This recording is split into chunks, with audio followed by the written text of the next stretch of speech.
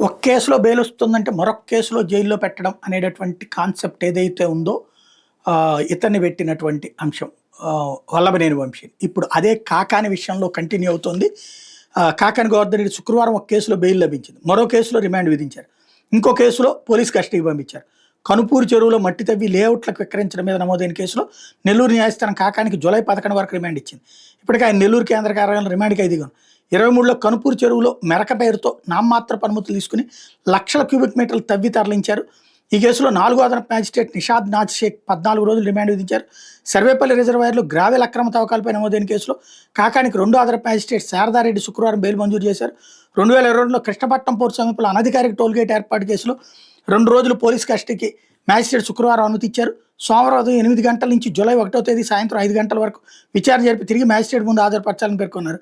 విచారణ సమయంలో కాకాని తరపు న్యాయవాదిని అనుమతించాలని సూచించారు.